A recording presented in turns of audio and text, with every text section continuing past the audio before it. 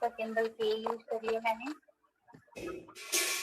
तो थर्मल जब ये इलेक्ट्रॉन से ये मैंने मेटल सिलेंड्रिकल फॉर्म में मेटल ले ली, तो अब मैं जब इसको हीट करूंगी, ठीक है, मान लो ये इसका हॉट एंड है, ये इसका कोल्ड एंड है, तो इलेक्ट्रॉन्स जो है वो हॉट एंड से कोल्ड एंड की तरफ जाएंगे। ये देखो, ये तो अब आपके माइंड में क्वेश्चन आएगा कि ये हॉट एंड से कोल्ड एंड की तरफ ही क्यों जाते हैं। तो attain thermal equilibrium, thermal equilibrium term समझी होगी आपने, कभी पढ़ी होगी। उसमें क्या होता है कि हमेशा चीज जो है वो गर्म से ठंडी जगह पे, मतलब जैसे आप चाय का कप है, ठीक है, या कोई गर्म पानी पड़ा है, कुछ भी थोड़ी देर बाद वो ठंडा हो जाता है। वो क्यों होता है?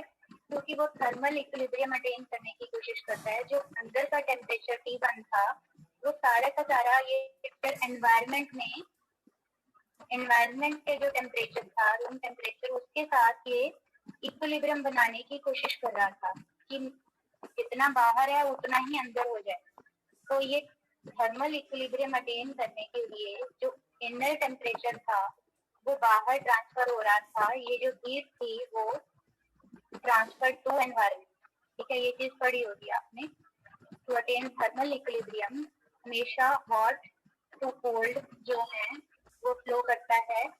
अगर ये कंडक्टर है तो इलेक्ट्रॉन, ऑब्वियसली इलेक्ट्रॉन्स ट्रांसफर करेंगे, तो मतलब काइनेटिक एनर्जी इस पॉइंट से, ये यहाँ पर जो इलेक्ट्रॉन्स होंगे वो काइनेटिक एनर्जी लूज करेंगे, और इधर जो इलेक्ट्रॉन्स थे वो काइनेटिक एनर्जी गेन करेंगे, ठीक है। इलेक्ट्रॉन जो है hot end to cold end ऐसे जाएंगे, ठीक है। तो ये 2-3 लाइनें लिख देना थ्योरी की जो मैंने अभी बोली आपको। जो नोट्स दिए थे उसमें लिखी दी हुई, ठीक है। उसके बाद थर्मल कंडक्टिविटी जो है आपने चेक करनी है कि conductance due to thermal agitation of electron. तो जब आप तो उस केस में थर्मल कंडक्टिविटी जो है, जब हीट कर रहे हो इसको कंडक्टर को, तो क्या फर्क पड़ रहा है, उस टाइम कंडक्टेंस कितनी है वो चेक करना है। तो एक्सप्रेशन देख लेते हैं। अब हर चीज को समझने के एक कंसेप्चुअल वे होता है, एक मैथमेटिकल वे होता है, एक्सपेरिमेंटल वे जो है वो आप प्रैक्टिकल करके देखते हो। तो हर चीज की जो वेरिफिकेशन होती है ना, उसको अलग अलग पहलू से हम देख लेते हैं। थ्योरेटिकली चेक कर लेते हैं, थ्योरेटिकल जो रिसर्चर होते हैं वो थ्योरेटिकली डेरिवेशन करते हैं, ठीक है। तो हम देख लेते हैं कि कैसे ये काम हो रहा है, क्या डेरिवेशन है इसकी ए की। इन डेरिवेशन करने का फायदा ये होता है कि अगर जैसे कोई फॉर्मूला आपने डिराइव कर लिया, फॉर एग्जांपल अभी के का ही करोगे, तो अगर एक पैरामीटर मिसिंग है ना, तो आप उसको बाकी पैरामीटर पता है तो आपको थर्मल कंडक्टेंस निकाल सकते हो। अगर जैसे फाइनल एक्सप्रेशन इसका जो आएगा के का, ठीक है, जैसे 1/2 NB लैम्डा के, ये चीज आएगी फाइनली। ये बोल्ट्जमैन कांस्टेंट है, ये थर्मल कंडक्टिविटी है, इसलिए थोड़ा डिफरेंस कर देना कि के और इसके। तो अगर हमें मीन फ्री पाथ पता है और वेलोसिटी, थर्मल वेलोसिटी पता है इलेक्ट्रॉन की, और कितने नंबर ऑफ इलेक्ट्रॉन, ये अगर ये कैलकुलेट करना है बोल्ट्जमैन कांस्टेंट, तो चलो ये वैल्यू पता है तो आप थर्मल कंडक्टेंस निकाल सकते हो। तो ये डेरिवेशन करने का बस इतना सा फायदा होता है कि आपको अगर एक पैरामीटर मिसिंग है और बाकी पैरामीटर गिवन है तो आप निकाल सकते हो डिजायरेबल पैरामीटर। तो ठीक है, पहले वो डायग्राम बनाना कंडक्टर की, उसके बाद दुकान बताना इसका फॉर्मूला ये तो डिराइव करेंगे हम अभी। 1/2 NB लैम्डा के। तो हीट ट्रांसपोर्ट थ्योरी जो थी, according to transport phenomena for transportation of heat from this end to this, Q जो है कितनी ट्रांसफर हुआ, हीट ट्रांसफर हुई कितनी, वो चेक कर लेते हैं कि कितनी हीट ट्रांसफर हुई है इस एंड से Q जो है वो डिपेंड करेगा, डायरेक्टली प्रोपोर्शनल होगा कितना मीन के पास होगा इलेक्ट्रॉन्स का, और Q डिपेंड करेगा कितनी थर्मल वेलोसिटी होगी इलेक्ट्रॉन्स की। थर्मल वेलोसिटी, ये जो इलेक्ट्रॉन्स हैं, these electrons require thermal velocity by the thermal agitation of this metal conductor। तो ये इलेक्ट्रॉन्स जो हैं एक्स्ट्रा वेलोसिटी गेन करेंगे due to gain of energy due to thermal agitation. ठीक है, तो ये जो इलेक्ट्रॉन्स हैं ये थर्मल वेलोसिटी गेन करेंगे, तो जितनी हीट ट्रांसफर होगी वो डिपेंड करेगा इन इलेक्ट्रॉन की थर्मल वेलोसिटी पे, और डिपेंड करेगा mean free path of electron. Mean free path क्या होता है कि कितना टाइम जो था टू सक्सेसिव कोलिजन के बीच में, कितना पाथ जो था इलेक्ट्रॉन ने कवर किया, वो उसका mean free path, average path जो है। ठीक है, according to transport phenomena of heat, जो हीट है, heat transfer from one end A to B या फिर hot end H to C, जैसे मर्जी लिख लो, Q जो है वो आ जाएगा 1/3। ये आप इसकी डेरिवेशन नहीं करोगे, आप सीधा लिखोगे according to transport phenomena of heat this is this. ठीक है, क्योंकि Q directly proportional to mean free path है, Q is directly proportional to the thermal velocity and the number density of electron.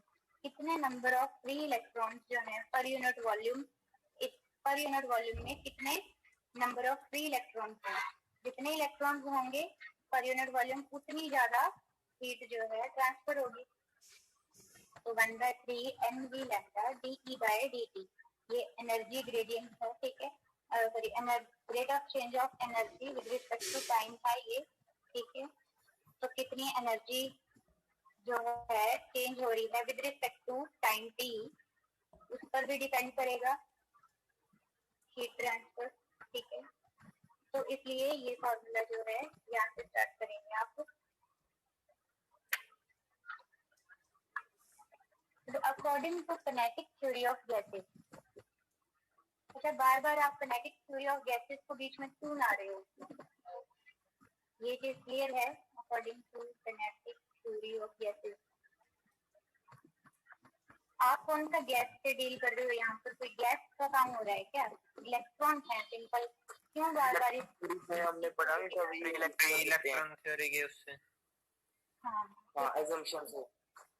चलो शुक्र है, ये चीज क्लियर है आपको कि किनेटिक थ्योरी ऑफ गैसेस क्यों लेके आ रहे हो आप इसमें बार बार, क्योंकि इलेक्ट्रॉन ये जो है ये बिहेव कर रहे हैं एज गैस मॉलिक्यूल, मतलब इनका बिहेवियर ऑलमोस्ट सिमिलर है गैस मॉलिक्यूल से, इसलिए इलेक्ट्रॉन गैस भी बोलते हो, फ्री इलेक्ट्रॉन गैस।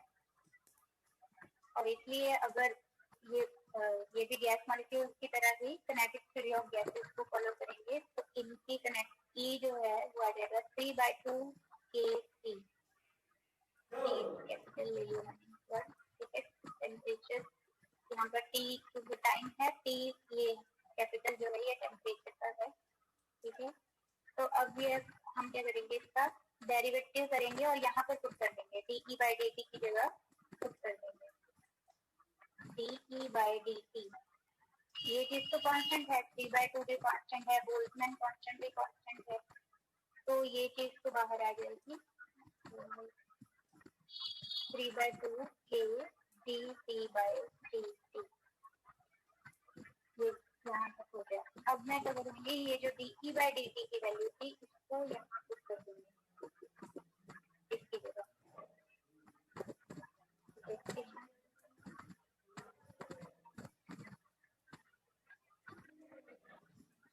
दोबारा लिख देती हूँ मैं ये सारी चीज, 1/3 mv lambda dE by dt। फिर आप लिखोगे कि according to kinetic theory of gases E जो है वो 3/2 kT है। यहाँ से आप dE by dt की वैल्यू निकालोगे और ऊपर पुट कर दोगे, तो Q जो है आपका आ जाएगा 1/3 Q dt by dt। Cancel out हो जाएगी टर्म, तो हमारे पास आ गई 1/2 mv lambda k dt by dt। अब क्या करोगे आप? अब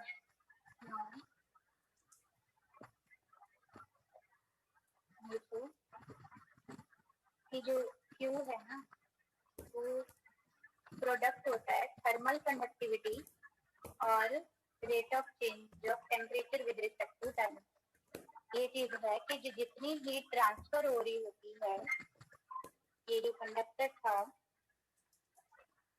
हीट कितनी ट्रांसफर हुई वो डिपेंड करता है थर्मल कंडक्टेंस प्रोडक्ट मतलब मल्टीप्लिकेशन ऑफ थर्मल कंडक्टेंस और rate of change of temperature, कितना टेम्परेचर चेंज हुआ with respect to time.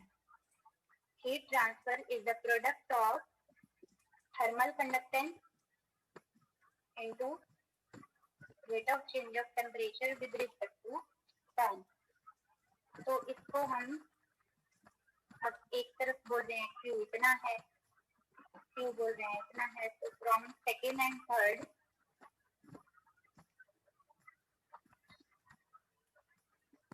Second और थर्ड से हमें पता लगता है